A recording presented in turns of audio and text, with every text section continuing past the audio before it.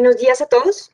Muchas gracias por estar acompañándonos hoy en esta tarde lluviosa. Bienvenidos a la conferencia La experiencia de la muerte y los ritos funerarios en el registro arqueológico.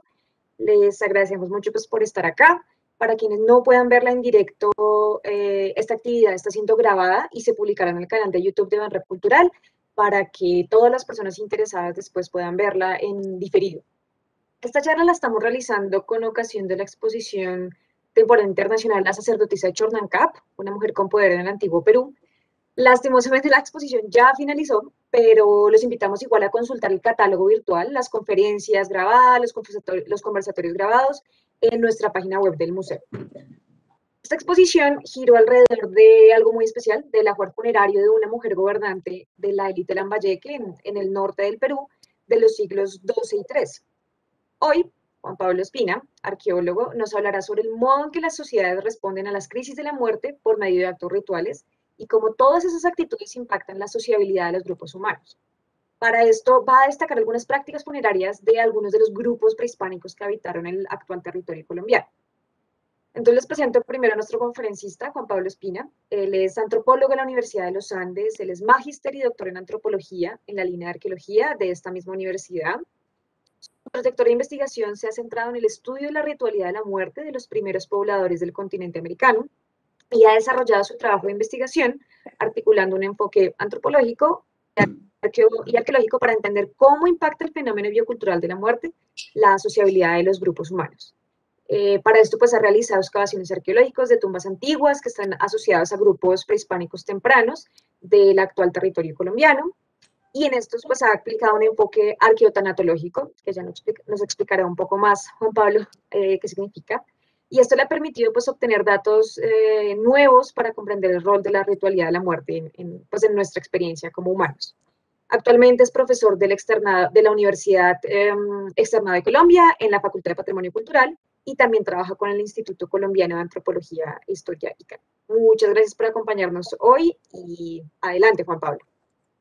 Natalia, muchas gracias a usted y a la invitación del Museo del Oro del Banco de la República por esta magnífica oportunidad para conversar sobre un tema que me interesa tanto y que me apasiona tanto y que está relacionado, como usted ya lo mencionaba, con la conmemoración de la muerte, no solamente en las sociedades del pasado, sino también cómo este fenómeno sigue generando una inmensidad de procesos socioculturales asociados con los grupos humanos del presente.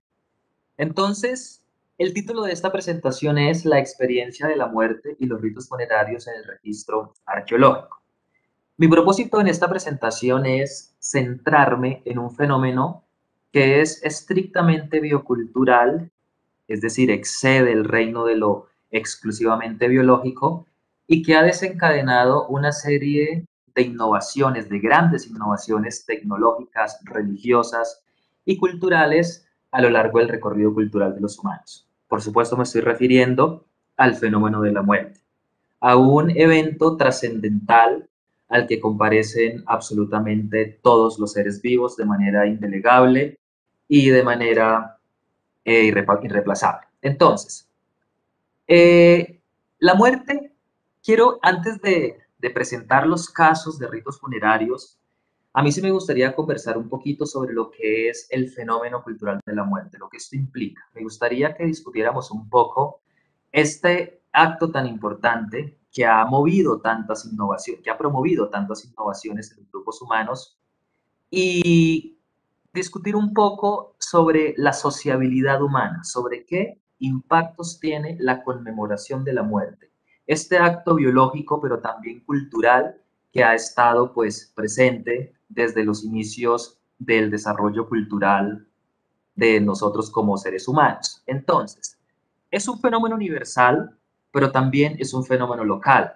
Es un fenómeno universal en la medida en que todo ser vivo tiene que morir, pero también es local y cultural en la medida en que cada grupo humano, de manera particular y de manera contextual, es quien decide cómo enterrar a los muertos. Y por supuesto, eso está relacionado principalmente con un tema fundamental en esta conversación y es las actitudes hacia la muerte. Las actitudes hacia la muerte se generan fundamentalmente en el seno de cada sociedad. Los grupos humanos, tanto del presente como en el pasado, decidimos cómo enterrar a los muertos según nuestras visiones cosmológicas, ontológicas y religiosas sobre el ser, sobre la vida y, por supuesto, sobre la muerte.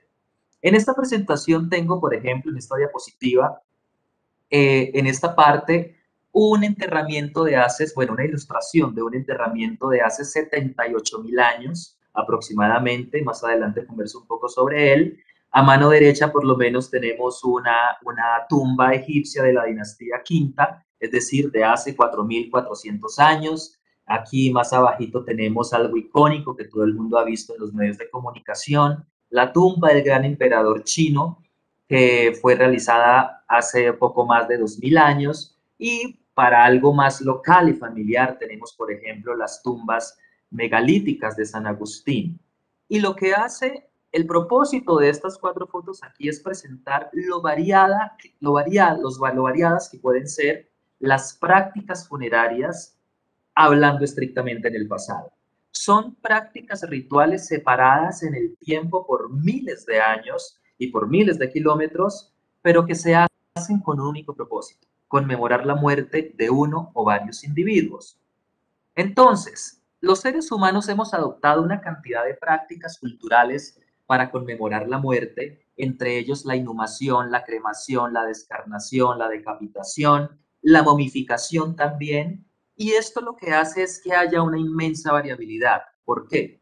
Porque aun cuando grupos humanos asuman o adopten las mismas prácticas culturales como la inhumación o como la cremación, no quiere decir por ningún motivo que signifique lo mismo cremar un muerto hoy aquí en Bogotá a cremarlo en la India, por ejemplo.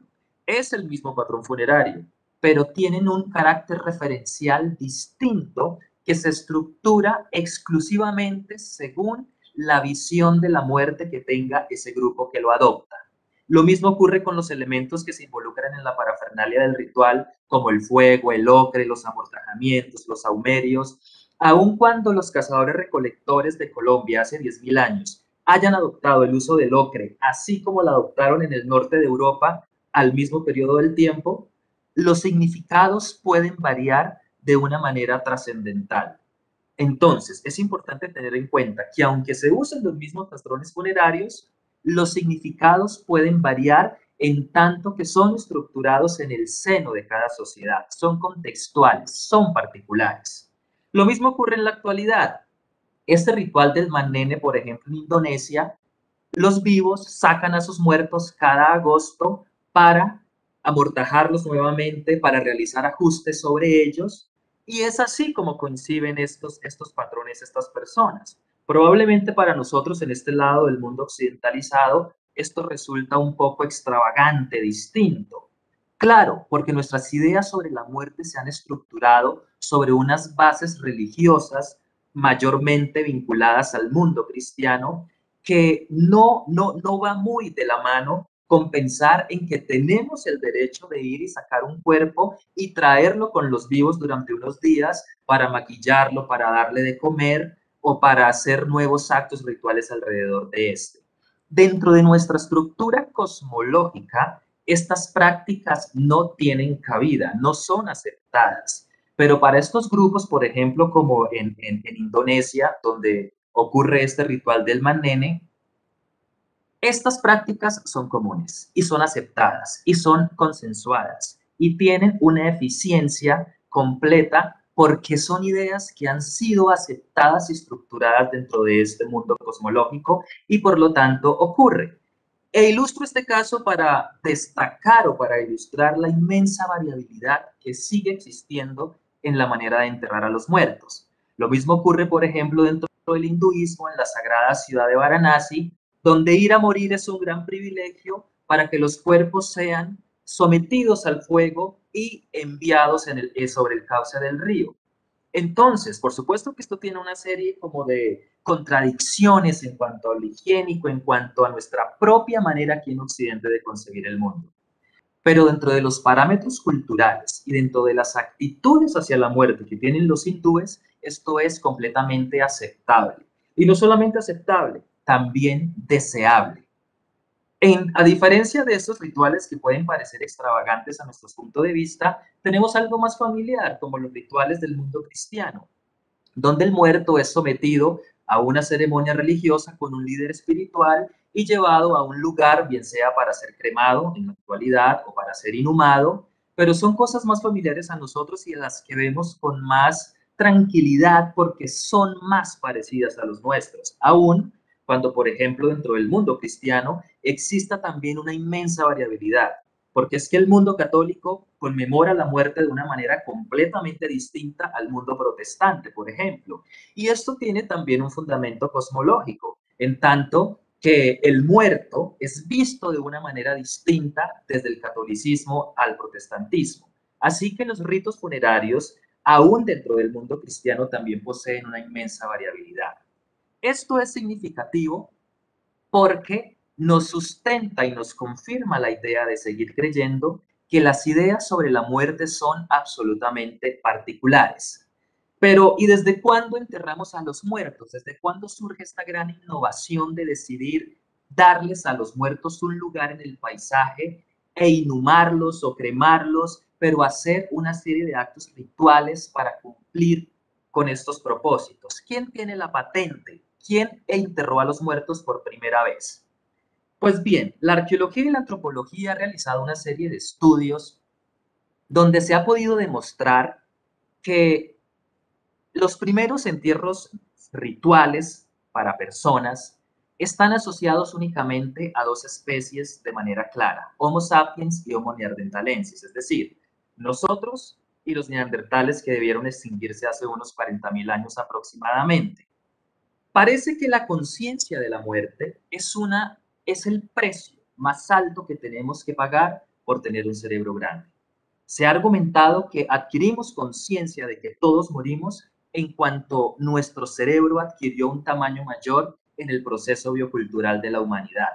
Algunos lo pueden ver como una ventaja, otros como una desventaja, pero ser consciente de que todos vamos a morir generó una serie de dudas de tipo ontológico que promovieron estas ideas poderosas de realizar ritos funerarios.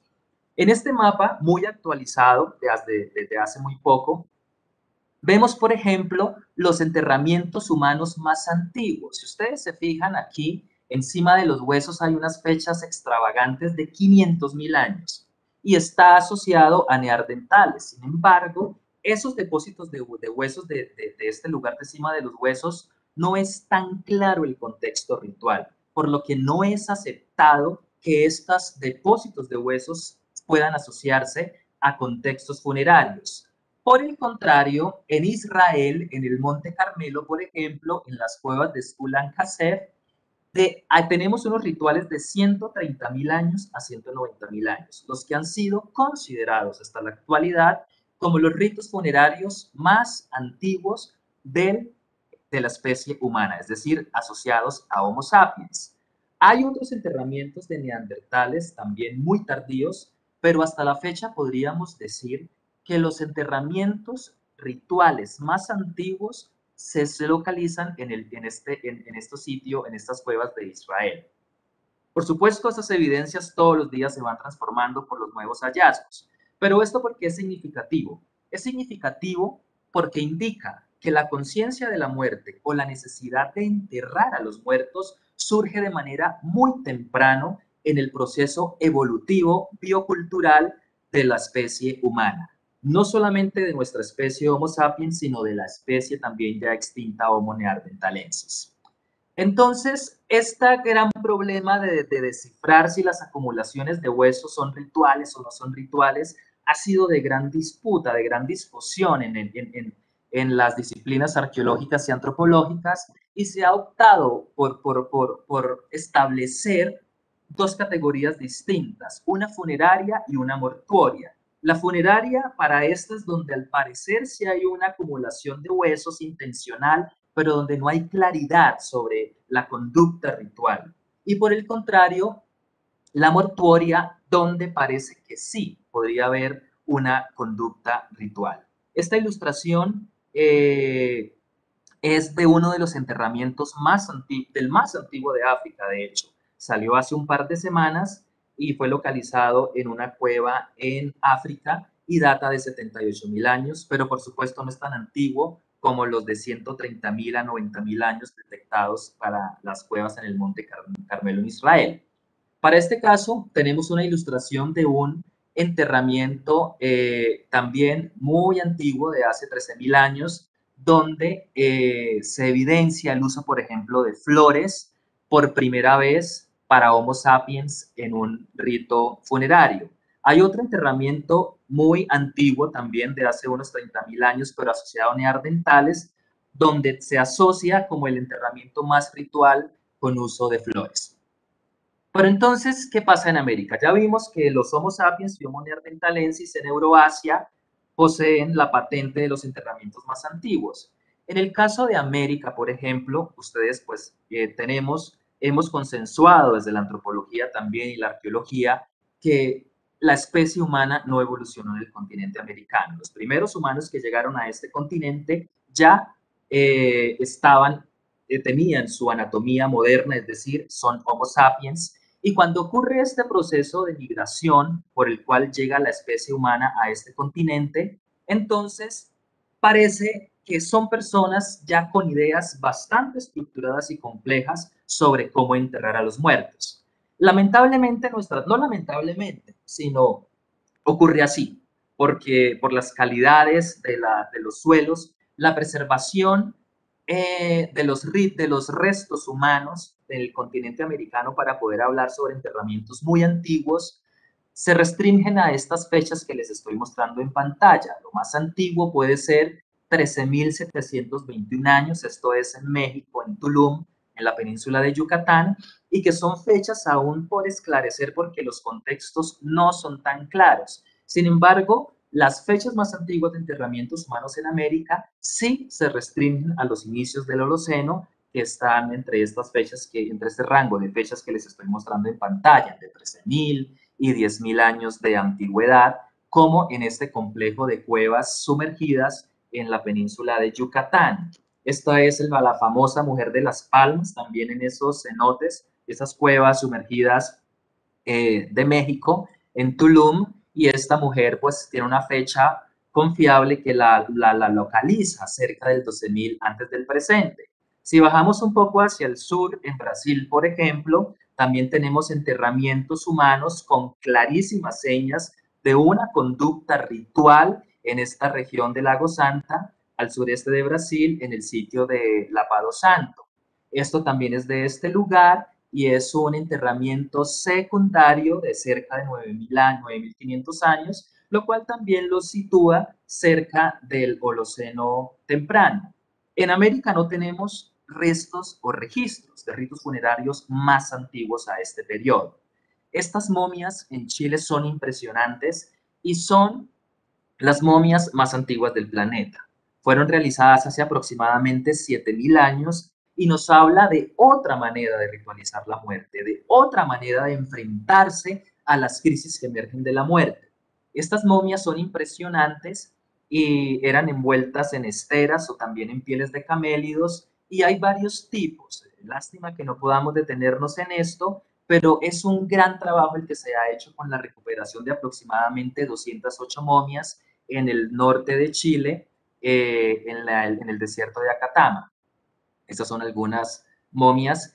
Y pongo estas fotos para ilustrar la gran variabilidad de ritos funerarios. Aquí en América, como podemos ver, esto es completamente distinto, esto es un rito completamente distinto y este es un rito con patrones también completamente distintos. Son momias más antiguas que las de Egipto, por ejemplo. De manera que no es que los egipcios hayan venido a enseñar aquí a la gente de América a cómo momificar a las personas. Son ideas que se crearon de manera independiente, se adoptaron en distintas formas, en distintas partes del mundo, como vemos, de forma distinta, porque las técnicas de momificación también son distintas. Aquí puede haber evisceración o puede no haberla, puede ser artificial, puede ser natural, pero de lo que nos habla esto es de las ideas que las personas están adoptando para enfrentarse a las crisis de la muerte.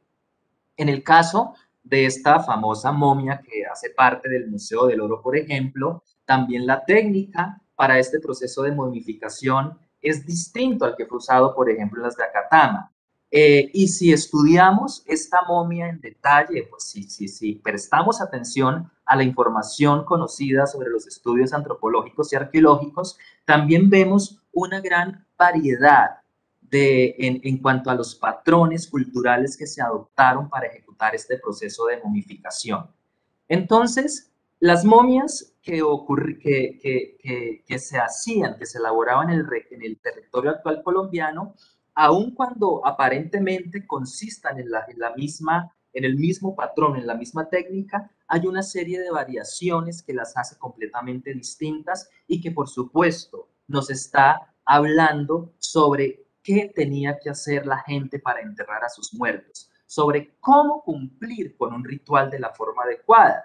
Y si pensamos en esta momia es interesante porque es tardía, es del periodo muisca tardío, cuando ya había llegado los españoles a este territorio y cuando ya se había implementado a la fuerza una religión completamente distinta a la que tenían los muiscas. Se había prohibido esta práctica ritual entre los indígenas muiscas, pero estas personas persistían en arraigarse a este tipo de prácticas de las cuales no fue tan fácil liberarse y siguieron haciendo ese tipo de enterramientos, este tipo de rituales para conmemorar la muerte de los individuos, porque no es fácil erradicar, aniquilar las ideas que tienen las personas sobre cómo enterrar a los muertos. Eso es, estas ideas son poderosas, no se pueden aniquilar de un día para otro, porque es que la muerte es terriblemente significativa y importa y significa mucho para la cotidianidad de las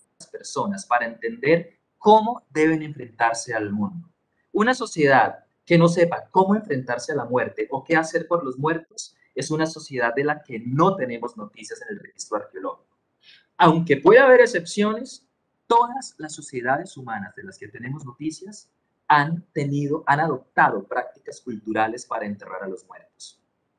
Este es otro tipo de prácticas de momificación también, pero en México, para que ustedes vean que la momificación también es una práctica cultural bien expandida en todo el continente americano.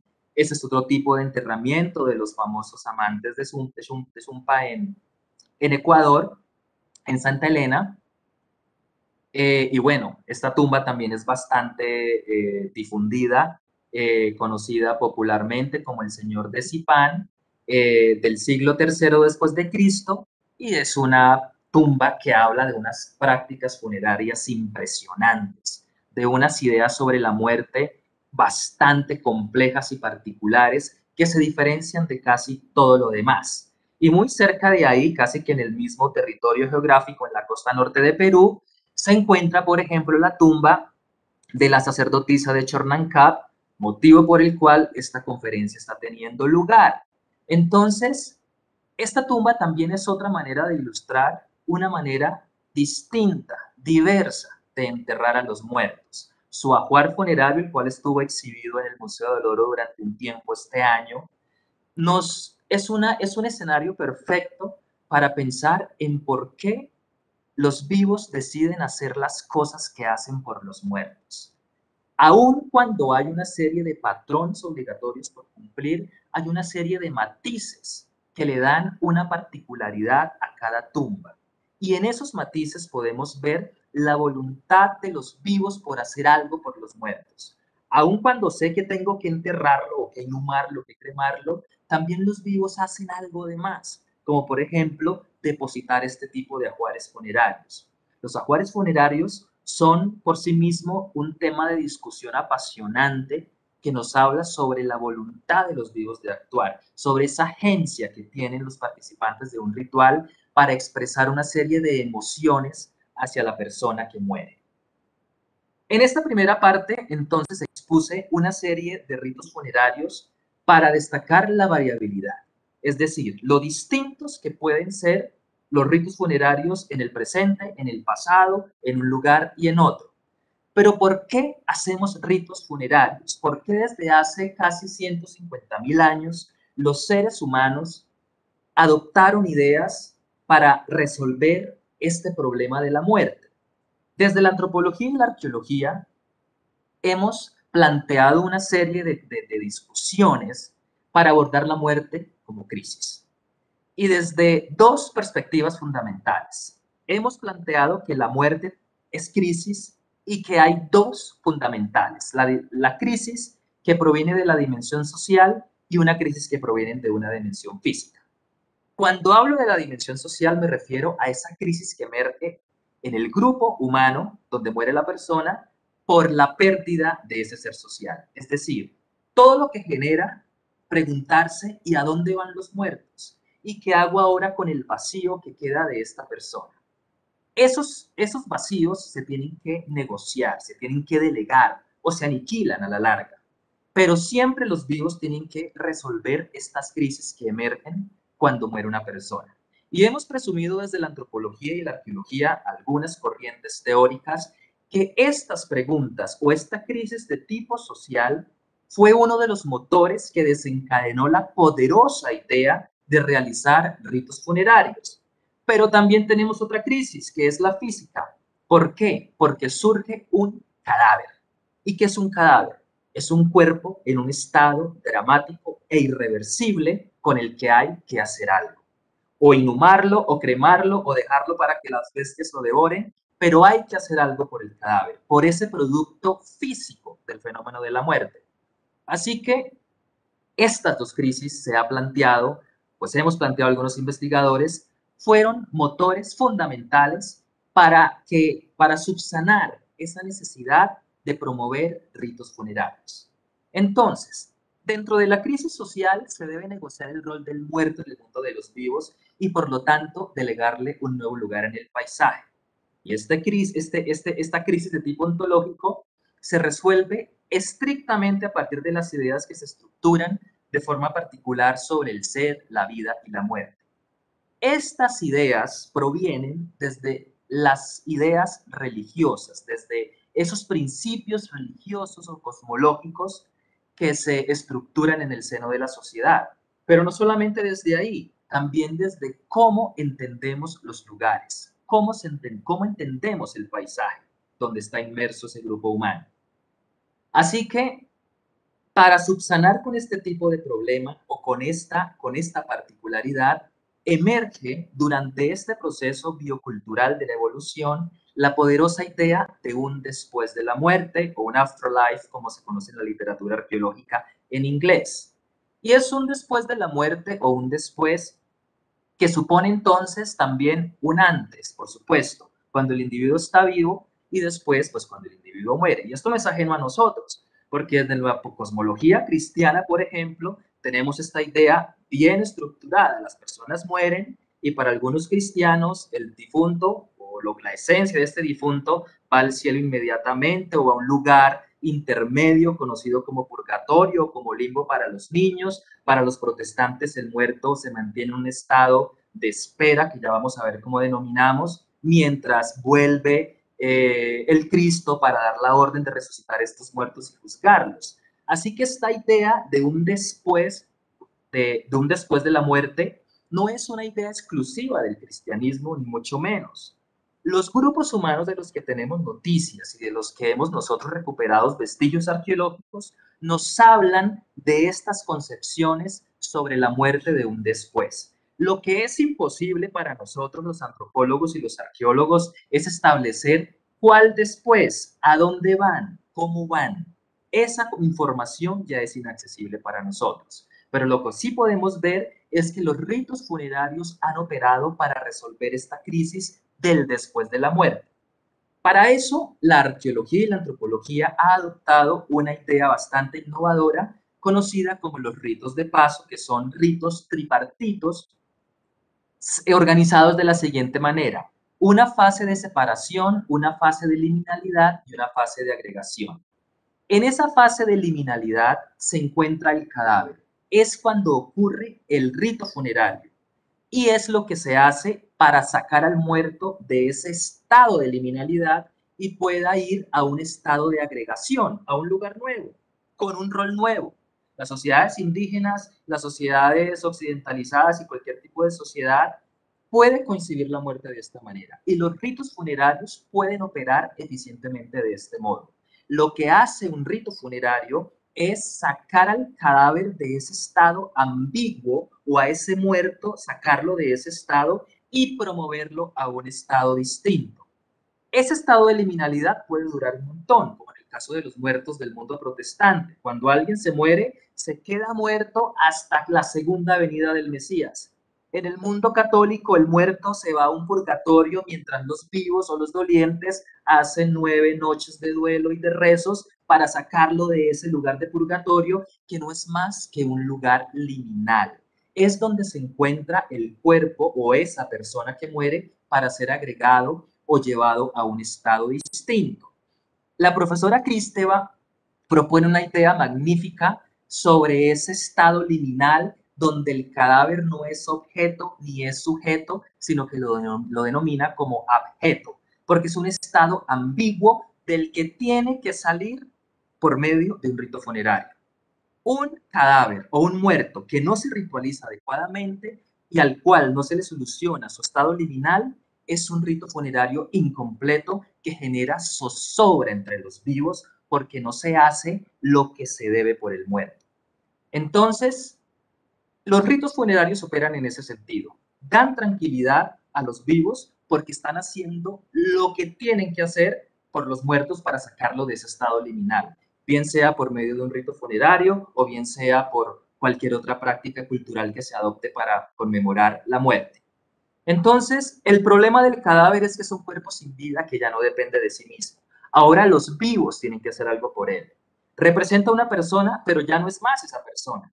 Se encuentra en un estado ambiguo, es decir, es un objeto. Y es por eso que los ritos funerarios fueron tan eficientes desde los inicios de la humanidad, porque nos proveyeron de mecanismos para saber qué hacer con los muertos. Imaginen por un momento un grupo humano de hace 40.000 años que no supiera qué hacer con los muertos o cómo enfrentarse a esas crisis que emergen por tener un cerebro grande, por poder cuestionarnos qué ocurre conmigo cuando muero.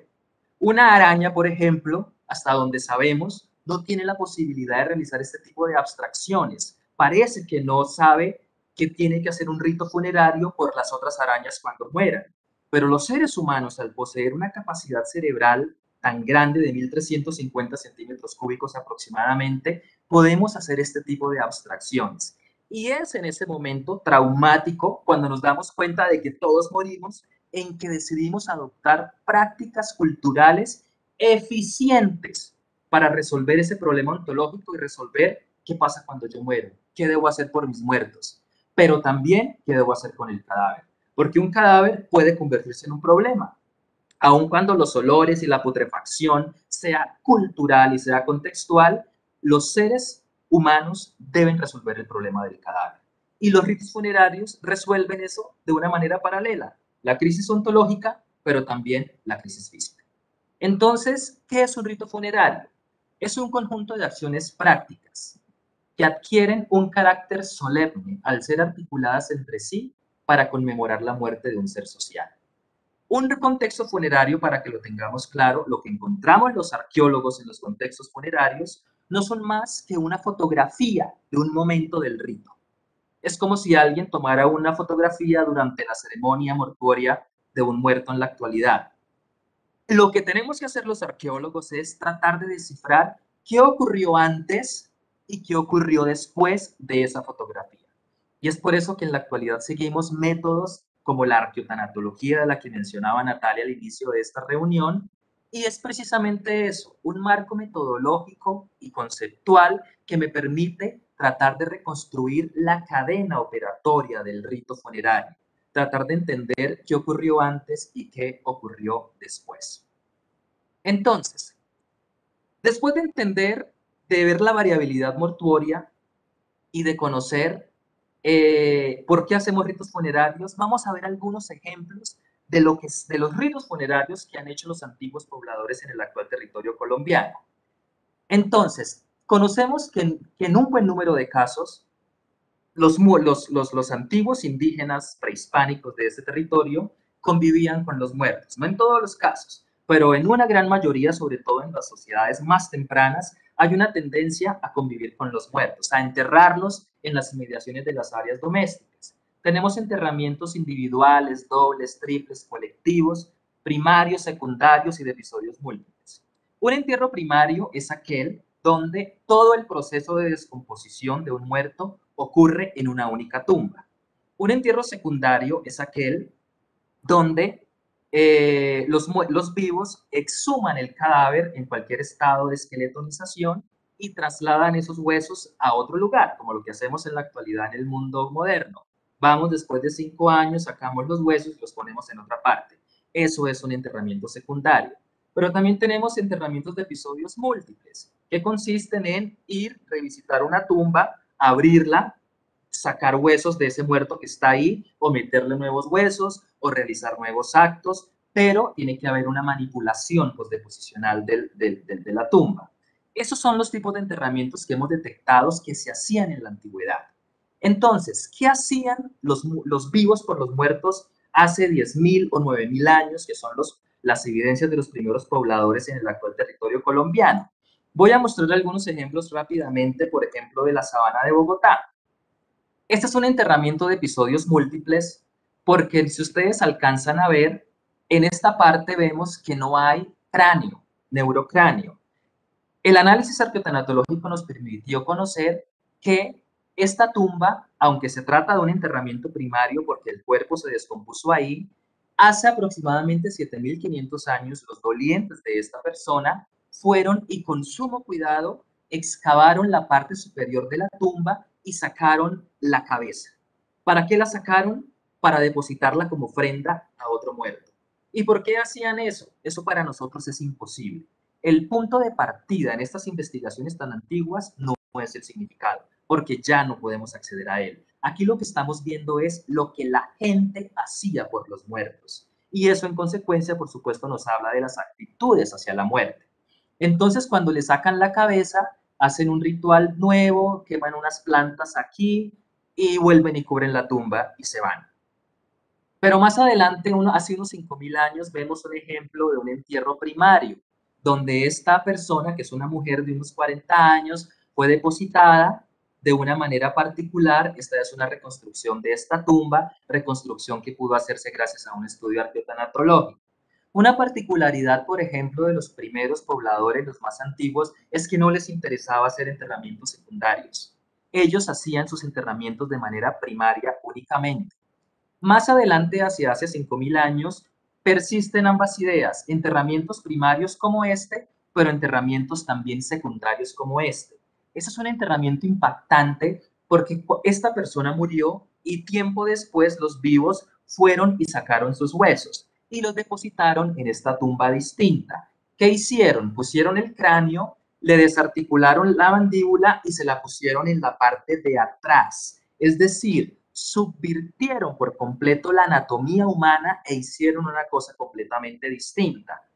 Y la gente siempre me pregunta, ¿pero cuál es el significado de esto? El significado es ajeno. No hay un carácter referencial al que yo pueda referirme porque estas sociedades no escribían. Son sociedades de hace 7.000, 5.000 años, mucho antes que los muiscas, muchísimo antes. Son los primeros pobladores de la sabana de Bogotá, personas que están empezando a poblar el continente. Entonces, son prácticas culturales que me hablan a mí únicamente de unas ideas complejas, de unas actitudes particulares hacia la muerte. Y aun cuando en China o en India hayan hecho las mismas prácticas o hayan adoptado los mismos patrones, su significado siempre va a ser distinto porque eso es contextual. Tengo este enterramiento magnífico también del sitio arqueológico de Checua, donde enterraron un trío, 3 personas, un hombre, una niña recostada sobre el pecho del hombre y otro hombre acostado boca abajo y sobre sus piernas yace también parte de la niña. Enterraron con ellos un curí y también hicieron un fogón en esa tumba donde quemaron o donde cocinaron ritualmente pescado y venado, y curí también. ¿Por qué? Aquí lo que estamos viendo nuevamente son otras series de concepciones cosmológicas que se restringen a este tipo de sociedades y a cuyo significado no podremos acceder. Lo que es significativo aquí es ver la cantidad de acciones, de tareas rituales que están realizando los vivos por los muertos. Y esto ocurrió hace casi 6.000 años. Así que no podemos nosotros creer que tenemos la patente de que los ritos funerarios complejos, interesantes, solo están en el mundo moderno o en el antiguo Egipto o en la antigua China. No. Todas las sociedades humanas han hecho ritos funerarios de manera distinta, sin necesidad de hacer tumbas monumentales. Aunque esta tumba a mí se me hace bastante monumental y también ocurrió aquí en el municipio de Nemocón, en el sitio arqueológico de Checua. Esta tumba, con esta estructura magnífica, ustedes ven acá con dos capas de piedras y una de tierra intermedio, y lo interesante, lo llamativo de eso es que cuando llevamos las piedras al laboratorio, nos dimos cuenta que las piedras de arriba eran rojas y las de abajo eran grises. Y en la reconstrucción que pudimos hacer, pudimos inferir que la tumba debió verse así. Este cadáver tiene unas vendas, estaba amarrado, eso lo pudimos inferir a través del análisis arqueotanatológico. No me voy a detener ahí, pero sí quiero que vean la cantidad de tareas que ocupa esta gente para realizar los ritos funerarios de la manera adecuada. No es enterrar a los muertos como caiga y ponerle tierra y ya, no. Aquí vemos una serie de actividades que están estrictamente ligadas con esa estructura sociocultural que emerge en el seno de cada sociedad. Ahora, estos eran unos pobladores muy antiguos de hace 7.000 años, 8.000 años, 5.000 años, pero veamos un caso más familiar donde se hay una gran monumentalidad, ya para terminar. Y es el caso de San Agustín, que muchos conocemos pues por su estatuaria megalítica y porque es uno de los sitios más imponentes y más monumentales de todo el continente. Y lo impresionante es que todo esto se hizo para los muertos, no para los vivos y ni siquiera para la vista de los vivos, porque cuando la gente que ocupó San Agustín hacía esto, invertía toda esta cantidad de trabajo y de energía para después cubrir esto y quedar en una serie de montículos, de manera que toda esta maravilla de estatuas estaba escondida para la vista de los transeúntes cuando el ritual ya terminaba. Sin embargo, esto no quiere decir que la gente de San Agustín empezó a hacer estas tumbas desde siempre. En este caso también vemos una transformación en los patrones funerarios. Para el área de San Agustín hay una serie de periodos cronológicos y podemos, por ejemplo, dividirlos en dos grandes para lo que nos interesa, que es el formativo y que también es el clásico regional.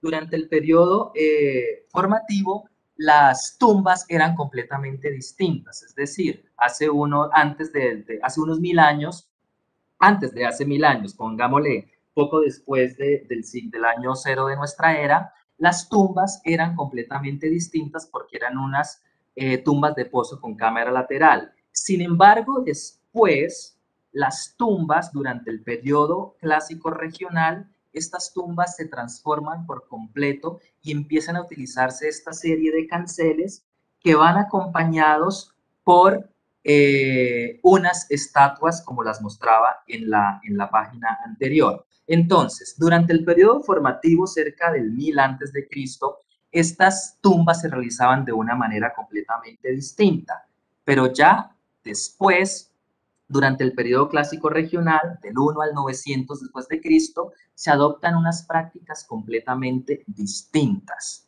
¿Y esto qué quiere decir? Quiere decir entonces que los seres humanos siguen innovando de una manera distinta cómo ritualizar a los muertos. Aquí se transforma el paisaje de una manera distintísima a como se hacía en los primeros pobladores en los ejemplos que les mostré antes. Esto no quiere decir que es que la gente de San Agustín entonces estaba teniendo una ayuda extra porque están haciendo cosas más imponentes. Esto de lo que nos habla es de unas ideas completamente distintas. Se estaba cumpliendo con lo que había que hacer para que el ritual fuera exitoso. Es decir, el ritual tiene que hacerse de la manera correcta. Y para las personas que ocuparon el área arqueológica de San Agustín, esta era la manera adecuada de enterrar a una serie de personas. Aquí vemos una fotografía magnífica de las tumbas de San Agustín y quisiera leer esta cita de José Pérez de Barrada que me parece bastante linda cuando relata sobre las estatuas de San Agustín. Dice, es evidente la exaltación de lo divino. Además de una hipertrofia religiosa, claro, es hipertrofia porque es distinto a la conducta cristiana, en un pueblo que nada quiso para su vida terrena. El hombre agostiniano no pensaba en sí mismo, sino en los poderes sobrenaturales y en la vida de ultratumba. Para su diario vivir se contentaba con chozas de paja, pero para sus dioses construía templos de pesadas piedras traídas de lejanas canteras con innumerables esfuerzos. Y la observación de José Pérez de Barrada es bastante acertada porque al parecer para ellos, para los vivos, podían utilizar unas chozas de madera perecederas, pero para los muertos había que utilizar esta monumentalidad, porque era necesario hacerlo así según las ideas cosmológicas sobre la muerte. Muy cerquita de San Agustín también tenemos los famosos hipogeos de tierra adentro, donde el propósito era otro. Es probable que estas tumbas se hayan construido para realizar entierros primarios. Recuerden que los entierros primarios son aquellos donde el cadáver se pone en una tumba y ahí ocurre todo el proceso de descomposición para siempre. Lamentablemente, en el área de San Agustín, por las condiciones físico-químicas del suelo, los materiales se reciclan de una manera muy fácil y no hay registros, pues no existen ya los huesos de estos cadáveres porque desaparecieron con el paso del tiempo. En los hipogeos de tierra adentro es distinto el tipo de enterramiento porque se asocia con enterramientos secundarios. Estas estructuras monumentales y tan trascendentales no se construyeron para depositar los cadáveres frescos de los muertos, sino para traer los huesos en una serie de urnas funerarias y depositarlas aquí ya en un proceso, en un estado distinto de esqueletonización de los muertos. ¿Por qué entierros secundarios? La gente hace entierros secundarios porque así es establecido dentro de sus estructuras cosmológicas y ontológicas. Así como nosotros decidimos ir a desenterrar nuestros muertos para cambiarlos de lugar por los motivos que sea y esperar hasta que venga Jesús nuevamente o hasta que salga del purgatorio un muerto, son fases similares, pero que ocurrían en el pasado desde perspectivas ideológicas y desde un sistema de ideas completamente distinto. Para terminar entonces con este recorrido tan rápido desde hace 150.000 años hasta hace 1000 años en San Agustín, tengo 4 o 5 conclusiones sobre esta conversación. Me voy a permitir leerlas. La primera, las ideas y las actitudes hacia la muerte son estrictamente particulares, se estructuran en el seno de cada sociedad. No podemos seguir pensando que el ocre significa lo mismo aquí a que significa lo mismo en la Amazonía dentro de un contexto funerario. Aun cuando pueda haber similitudes, la significación o la intención puede ser completamente distinta. Aunque los patrones funerarios sean compartidos entre distintos grupos humanos, su significado siempre será particular.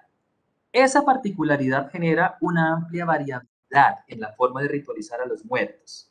Este es un fenómeno que aún persiste en las prácticas mortuorias de las sociedades contemporáneas.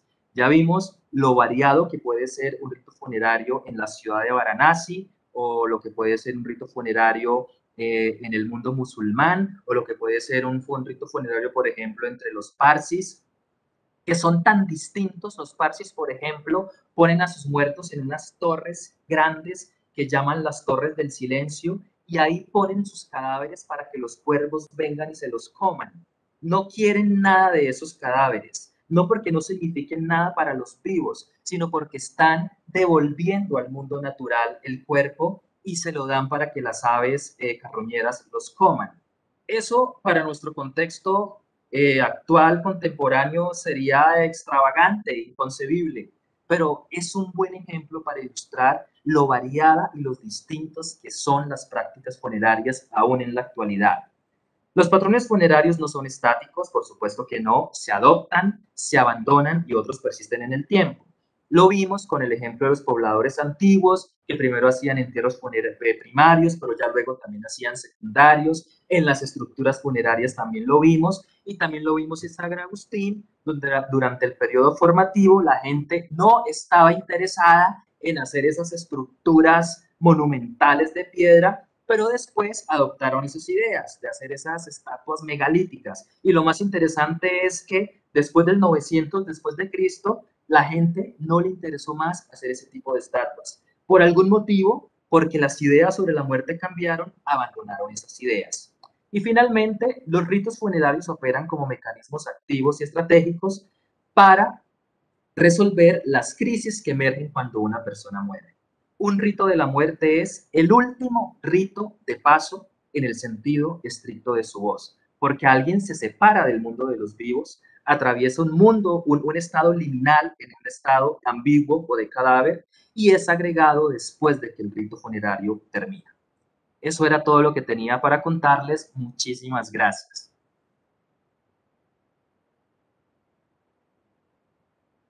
Juan Pablo, muchísimas gracias por esta maravillosa presentación. Creo que refleja gran parte de lo que el Museo del Oro intenta transmitir con sus piezas y con sus exposiciones. Y es que lo importante no son los objetos, sino precisamente las sociedades y las personas que están detrás de estas piezas, de estos objetos. Creo que muchas películas y muchos productos de la cultura popular le han hecho mucho daño a la disciplina arqueológica, mostrando que los arqueólogos se concentran tanto, están obsesionados con las tumbas, es por los objetos, por los tesoros que se encuentran en ellas, pero creo que esta exposición es precisamente eh, expresa que estas prácticas funerarias son importantes porque están atadas a cómo de la sociedad se entiende la vida y cómo nos relacionamos con otros seres humanos, ¿no? Y como tú dices, estas prácticas funerarias dan cuenta de la gran riqueza de la diversidad humana, no solamente en el pasado, pues, sino en la actualidad, ¿no? Entonces, pues bueno, primero invitar al público a que haga las preguntas que tengan. Mientras tanto, yo quería comenzar con algunas. La primera que te tenía un poco relacionada precisamente con la sacerdotisa del Jordan Cup, es que en el norte del Perú, precisamente cuando llegaba un grupo dominante o bueno, un grupo se sobreponía sobre otro, se solían utilizar los templos, pirámides o espacios rituales del grupo anterior como cementerios del nuevo, ¿no? De esta manera en el registro arqueológico es bastante claro cuándo inicia un periodo, digamos, y cuándo acaba otro. Entonces, quería preguntarte un poco más sobre la relación o cómo se ve reflejado en el registro arqueológico el cambio social, ¿no? Porque además, como tú mismo dices, es un reto muy grande porque puede implicar, o sea, un cambio en las prácticas en el registro puede implicar tanto un cambio total, ¿no? O sea, la sobreposición de un grupo a otro o la transformación del mismo grupo, ¿no? Entonces quería preguntarte un poco más sobre eso. Sí, una cosa que hay que tener en cuenta es que los contextos arqueológicos no pueden entenderse como un único escenario donde actuó un grupo humano. Los paisajes o los lugares tienen que ser entendidos como palimpsestos. Ningún grupo humano llega a ocupar un lugar como si fuera una tabula rasa, como si ahí no hubiera nada. Por el contrario, los grupos humanos son conscientes de que en ese lugar particular que están habitando hay una serie de huellas asociadas a gente que estuvo antes. Lo interesante es cómo esos grupos humanos en la actualidad reutilizan y resignifican esas huellas. Entonces, es importante tener en cuenta que por ningún motivo uno lo puede pensar que, por ejemplo, las personas que llegaron a ocupar la costa norte de Perú ignoraron por completo lo que había ocurrido antes. Por el contrario, los espacios se pueden resignificar, se pueden reinterpretar y se pueden reocupar. Y eso lo vemos constantemente en el registro arqueológico. Y hay un caso muy lindo que es, por ejemplo, el caso de los aztecas con Teotihuacán, donde no encontraban cómo explicar la presencia de esa ciudad monumental en el Valle de México, muy cerca de Tenochtitlán, y pues lo que hicieron es resignificar ese lugar, explicando que era el lugar donde habían nacido los dioses. Entonces, los grupos humanos siempre resignifican los lugares a los que llegan a habitar. Nunca pueden ser entendidos como si los seres humanos llegaran a ocupar una hoja en blanco y aniquilaran todo lo que ocurrió ahí. Es por eso que los paisajes deben ser abordados como palimpsestos y este es un gran reto que tenemos que tener pues los arqueólogos cuando tratamos de entender los procesos de cambio y los procesos de ocupación en los lugares. Perfecto. Quería entonces ahora preguntarte otra cosa relacionada con como relacionada con la diferencia entre las conductas mortuorias y las conductas funerarias, ¿no? Entendiendo como pues tú decías, las segundas como estas conductas en las que hay una conciencia o hay una claridad sobre el ritual, ¿no? Entonces en el que no solo se está disponiendo del cuerpo físico, sino que se está enfrentando socialmente pues a la ausencia de ese ser, ¿no? Y es, si en el registro arqueológico, si existen casos, no solamente en América, sino de pronto en otro tipo de sociedades de Asia y de África, conductas mortuorias, perdón, conductas funerarias en las que se impliquen no humanos, es decir, animales u objetos, no como parte, o sea, no como sacrificio o asociado a la muerte de un humano, ¿no? Sino que en sí mismo por la importancia y la relevancia de este no humano se tuviera que enfrentar a su ausencia en el mundo social, precisamente, ¿no? En el que no hubiera solamente una disposición física del objeto, sino que hubiera un ritual precisamente para asumir la muerte de este no humano. Sí, hay varios casos bastante antiguos, bueno, no tan antiguos de hace 100.000 años, pero sí hay casos bastante tempranos en el museo, por ejemplo, en Jerusalén. Hay una reconstrucción súper linda del enterramiento de una mujer con un perro de hace aproximadamente 12.000, 13.000 años.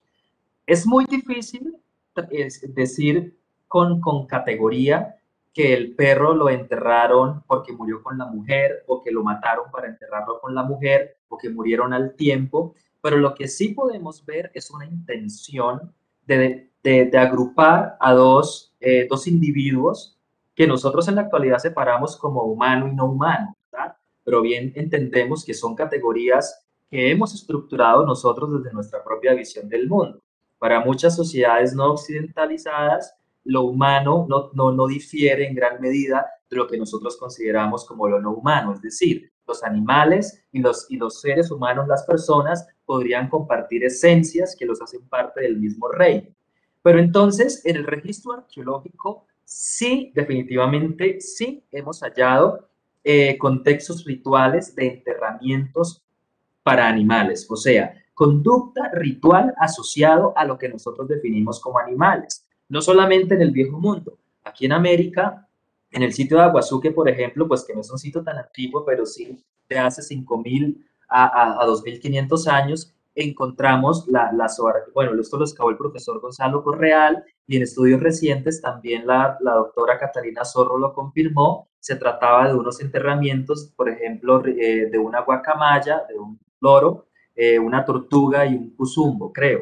En el caso de Checua tenemos dos enterramientos rituales asociados a curíes, es decir, no los enterraron porque se los habían comido, sino que se tomaron el trabajo de hacer una estructura funeraria para uno y otra estructura funeraria para otro.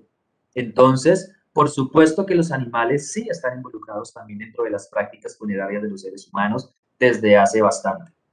Perfecto, muchas gracias, Juan Pablo. Entonces, antes de seguir con otras preguntas que teníamos acá, le doy entonces paso al público. Preguntan, además de otros comentarios, pregunta el público, Patricia Casas, si bien los ritos son tan diferentes, ¿cuál es la realidad de la festividad de la muerte en México? No sé si puedas hablar un poquito de eso. Claro, sí, México es un tema bastante interesante y el tema de México está asociado a una categoría muy importante en la antropología y la arqueología que es la memoria. Si me están preguntando por el Día de los Muertos que se celebra en México el 1 de noviembre, esos son ritos impresionantes, pero son ritos póstumos que no involucran exhumar el cadáver, sino visitar el lugar que se le dio a ese muerto y llevarle las cosas que le gustaba en vida, compartir con él gustos que esta persona tenía en vida, como tomar, como conversar. Y es una festividad tan arraigada a la cultura mexicana en la actualidad que son eventos trascendentales y grandísimos. Y estos eventos póstumos están relacionados estrictamente con la memoria por los muertos. Y son eventos que en la actualidad ya tenemos naturalizado y que tenemos, pues porque lo vemos todos los años. Pero para los españoles conquistadores les costó bastante entender por qué los indígenas hacían esto, porque esto no es una tradición nueva o cristiana en el mundo mexicano, por el contrario, es una tradición llena de sincretismos donde los mexicanos adoptaron unas prácticas cristianas, pero las ajustaron a esa práctica antigua de visitar a los muertos durante esa fecha especial y hacer una cantidad de cosas por ellos. Entonces, es una fiesta muy linda y que es perfecta para ilustrar la manera en que los ritos funerarios no terminan cuando el muerto se entierra. Los ritos funerarios, y esto me olvidé mencionarlo, los ritos funerarios terminan cuando el muerto cae en el olvido. Mientras se sigan haciendo cosas por los muertos, el rito funerario continúa. Muchas gracias. Entonces, aquí hay una pregunta del público que para hacerla, primero de pronto te hago una y es que tú más o menos lo alcanzaste a mencionar en la presentación, pero un poco si se relaciona la disposición de los cuerpos de los difuntos, digamos, en las prácticas funerarias, con el sentido de unidad o articulación del cuerpo en determinada sociedad. Así como se disponen los cuerpos precisamente de los difuntos, habla de cómo se entiende el cuerpo de determinada sociedad. Porque entonces el público pregunta, Andrés Niño, ¿existe una crisis en Colombia frente a los rituales funerarios truncados por la desaparición y desmembramiento, entre otras prácticas crueles llevadas a cabo a raíz del conflicto armado? Quisiera saber la opinión de Juan Pablo. Sí, este es un tema del que hay que hablar en el futuro, pues escribir muchas cosas desde estas visiones de la muerte, articuladas con la situación que se ha vivido en Colombia en los últimos 60 años, o más recientemente con esta práctica horrible de desaparecer a las personas y nunca entregar a sus cuerpos. El cuerpo es un elemento central en el rito funerario. Un rito funerario sin cuerpo es un rito funerario lleno de zozobra, lleno de insatisfacción y de una sensación de que no se está haciendo lo que se debe por el muerto. Desde el inicio de esta conciencia de la muerte, el cuerpo ha sido el elemento más importante de un rito funerario. Y es muy interesante, por ejemplo, que en el registro arqueológico tengamos noticias de cenotafios, es decir, recintos funerarios o contenedores funerarios donde nunca hubo un cuerpo, donde al parecer el ritual funerario se realizó únicamente en torno a la memoria del muerto porque por algún motivo el cuerpo no estaba. Ahora, lo que sí es posible que ocurra es en qué grado de integridad le interesa el cuerpo a los vivos. Porque como puse, por ejemplo, en el caso de los parsis, donde en las Torres del Silencio dejan el cuerpo en estado de integridad para que los carroñeros lo devoren. Pues a los parsis no les interesa tener el cuerpo presente para hacer una serie de ritos, pero se está cumpliendo el rito de la manera adecuada con el cuerpo presente. Entonces, ¿qué ocurre cuando no está el cuerpo, como en el caso del conflicto colombiano? Ustedes pueden ver lo aterrador y lo desesperante que son los llamados de las víctimas que reclaman a sus cuerpos, porque es que enterrar o darle el ritual necesario al cuerpo es completamente fundamental por el motivo principal de saber que se hizo lo correcto por ese cuerpo pues de esa persona que ya no está, porque representa a esa persona. Entonces es muy doloroso, por supuesto, y esto desde la antropología se ha discutido bastante, de lo doloroso y de lo incompleto que es un ritual funerario cuando no está el cuerpo. Ahora, en cuanto a lo que tú mencionabas, la ubicación del cuerpo en un rito funerario también es fundamental y está, por supuesto, relacionada a cómo debe hacerse ritual o qué es lo que concibe esas personas sobre la muerte. En el mundo actual ponemos los muertos casi todos cuando los estamos velando en decúbito dorsal con los miembros extendidos. Por eso es una práctica ya extendida. Pero en otros grupos humanos los ponen en decúbito lateral, derecho o izquierdo, simulando la posición de un feto. Y eso, por supuesto, que si las sociedades escriben, podemos saber por qué lo hacen. Pero si no escribían, nunca podemos llegar a decir, enterraban a los muertos en depósito en tal posición porque creían esto. Esto se mueve en el escenario de la especulación y hace mucho daño. Ahí lo que podemos hablar es sobre lo que hacían los vivos, cómo los ponían. Ahora, no solamente importa el cuerpo, Si pensamos en los cadáveres del mundo musulmán, vemos que los ponen mirando siempre a la Meca.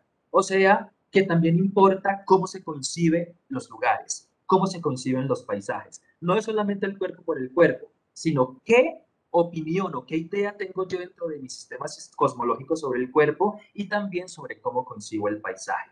Eso puede influir en la posición de los cuerpos. Pero el significado, si las sociedades no escriben, lo que diga es especulación. Muchas gracias, Juan Pablo. De nuevo, pues vemos el vínculo precisamente de los cuerpos con las sociedades, ¿no? El mismo cuerpo y el mismo rito funerario es un microcosmos que habla de nuestras relaciones como humanos con no humanos, con las cosas, con el paisaje, que eso, pues que esa relación además es dinámica.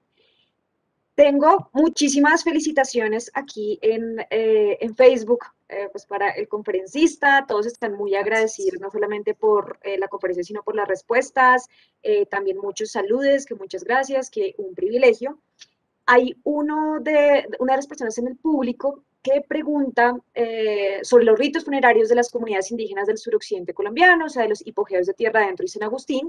Entonces, para contarle a esta persona que Juan Pablo ya habló de esto, entonces que esta conferencia igual va a quedar grabada, entonces es posible como devolverse al final, o si tú quieres mencionar un poquito de eso así como de forma sintética, o si no, pues recomendarle a José Alejandro Martínez remitirse a la grabación.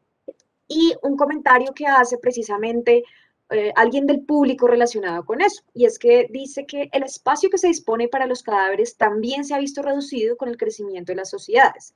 Y esto tenía implicaciones en el diseño, por ejemplo, entonces en el paso de las tumbas de San Agustín, también se ha pasado a los mausoleos hasta las limpias y pequeñas lápidas contemporáneas, ¿no? También hay alguien aquí que menciona que muy interesante lo de la separación, o sea que los ritos funerarios son las ceremonias del desapego. Eso me parece muy bonito. Y entonces, dos últimas preguntas. La primera habla sobre, fuera del sentido de responsabilidad para y con los fallecidos y el ingreso pues a la faceta espiritual, ¿hay evidencia de rituales estrictamente mediados por el afecto? Por ejemplo, en algunas tribus de Papúa Nueva Guinea, donde a partir del cariño hacia los fallecidos, estos son consumidos por los vivos. También es posible datar este tipo de prácticas. ¿Es posible que Datar este tipo de prácticas. datar se referirá como a registrar o a datar de fechar? De fechar. De fechar.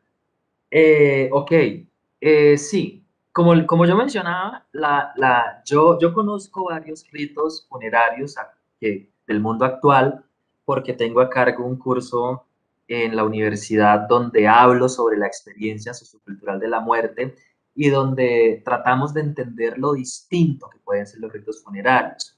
Y hay una cantidad de ritos, por ejemplo, que yo desconozco, pero que la antropología sí ha retomado para poder problematizar desde la teoría por qué estas personas actúan de la manera que lo hacen. Y por ejemplo, el afecto es una categoría que está relacionada con las emociones. Y las emociones, aun cuando sean genuinas o no, de lo que hablan son de la capacidad de actuar de los participantes, es decir, de hacer lo que ellos quieren por el muerto. Y por supuesto, uno nunca hace lo que quiere por un muerto, porque un rito funerario no se inventa todos los días, para nada. Para que un rito funerario tenga eficacia, tiene que seguir una serie de patrones que son repetitivos, que son creíbles, que son aceptados y que son consensuados. Ningún grupo humano se inventa un rito funerario para cada muerto. Hay una serie de códigos obligatorios que yo en mi trabajo llamo patrones y hay una serie de actos adicionales que yo llamo matices, que es lo que la gente hace además de lo obligatorio que tiene que hacer. Entonces, en el registro arqueológico, nosotros sí podemos ver el poder de las emociones, por supuesto que sí. Lo podemos ver en la intención de ofrendar algo por el muerto, en la intención de hacer más de lo obligatorio. Supongamos que lo obligatorio sea inhumar al cuerpo en posición de cúbito lateral en una tumba de tal forma. ¿Cómo puedo ver el poder de las emociones? En lo adicional que se hizo a eso. Por ejemplo, ponerle unas flores, que no era obligatorio, pero el vivo lo hizo porque así lo deseaba. Ponerle un abrigo, ponerle más ofrendas. En otros marcos teóricos de la arqueología, esa variabilidad se interpreta más pensando en la estructura social de los vivos, es decir, de entender quién es el muerto más importante. En los marcos teóricos un poco más recientes surge esta alternativa de tratar de ver, sí, cuál es el rango social del muerto en la estructura de los vivos, pero también de ver el poder de las emociones. Y qué linda la pregunta, porque esto nos da la oportunidad de delegarle ese poder emocional y de sentimientos a los ritos funerarios en el pasado. Nosotros no excavamos muertos y de una vez nos imaginamos ahí un esqueleto seco. Por supuesto que no. Nos imaginamos desde que esa persona muere hasta que esa persona termina donde está. Por todo el proceso que ocurrió desde su preparación, desde la disposición de las ofrendas, desde el llanto de los dolientes, los olores, los colores, todo eso hace parte de los estudios arqueológicos actuales también, y qué lindo pues que alguien en el público haya pensado en el poder de las emociones, que es por lo que yo más me intereso en estos estudios arqueológicos. Muchas gracias, Juan Pablo, y pues a nuestro público. Una última pregunta como ya para cerrar, porque ya nos hemos pasado un poquito del tiempo, y es que una parte de los ritos funerarios actuales, una parte muy importante es la autopsia, por ejemplo, de nuestro, pues de nuestro, ¿cómo lo llamarías? De occidental, de nuestra ontología específica, porque no todas las sociedades tienen esta práctica, ¿no? Quería saber si de pronto en el registro arqueológico hay el reflejo de alguna actitud, de una práctica hacia los muertos para entender la causa de la muerte, no solamente para eviscerar, no solamente para arreglar y disponer el cuerpo, sino para entender. Sé que obviamente, como tú dices, sin registros escritos es muy difícil saberlo, ¿no? Cómo saber si esto era parte del ritual solamente para arreglar al muerto y que para, en cambio, saber de qué murió, pero pues tenía Mm. esa duda. No, pues es una pregunta de investigación, claramente, en todo el sentido de la estricto de su voz. Y es una pregunta que casi no se ha hecho en arqueología de pensar si había unos especialistas encargados en descifrar la causa de la muerte de los individuos. Yo no lo sé, pero lo que sí sé es que sí había especialistas encargados de tratar a los cuerpos. ¿Por qué? Porque en las mismas excavaciones que nosotros hemos hecho y de donde provienen la gran mayoría de fotografías que mostré en compañía pues, de la profesora Sonia Archila y Saúl Torres y todos mis compañeros en la Universidad de los Andes, excavamos una serie de tumbas donde nosotros pudimos ver que la persona o las personas encargadas de amortajar a los cuerpos o de exhumar los cadáveres para darles una posición idéntica, casi idéntica como en un estado de integridad, nos demuestra que hay unos especialistas, hay unos expertos. Y hay un caso muy lindo en una de las tumbas que les mostré. Voy a tomar un minuto para volvérselas a mostrar porque este tema me parece tan chévere. No me demoro mucho. Esta tumba esta tumba, esta persona que parece estar ahí en un estado de integridad anatómica, como si así lo hubieran enterrado, fue trasladado desde otra tumba. Y para que un traslado en un estado de esqueletonización ocurra, deben contar con expertos para que el muerto quede en una posición natural, como si no hubiera pasado nada. ¿Y por qué nos dimos cuenta de que el muerto fue trasladado de otra parte? Porque al especialista en este caso se le pasó un error y estas piernas que estaban abajo, la tibia, fue invertida completamente. O sea, como el cuerpo venía desarticulado, en el nuevo proceso de ser armado, por error o porque lo quiso así, invirtió completamente la extremidad inferior izquierda. Y esto es muy lindo verlo porque vemos pues que aunque hay unas personas encargadas del ritual, también hay unas imprecisiones. Y esta arqueología de las imprecisiones es maravillosa porque nos demuestra de la presencia de especialistas, pero también como de unos actos que o deliberados o por accidente nos hablan también de la naturaleza del ritual, de esa humanidad. Y eso es muy lindo, la verdad. Pues Juan Pablo, muchísimas gracias. Creo que queda uno antojado de saber muchísimo más sobre esto. Pues nada, recomendarle pues a nuestro público pues mm, ver las otras conferencias relacionadas en el marco de la exposición de la sacerdotisa Chornancap, en los que se hablan de enterramientos específicamente de mujeres de poder, como la Dama de Cao, por ejemplo, y pues de la misma sacerdotisa. También hay un conversatorio sobre sacrificio en el que pueden conocer un poquito sobre esta relación de los muertos con los no humanos sacrificados dentro de los ajuares funerarios.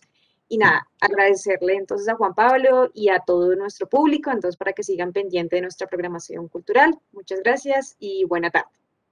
Hasta luego.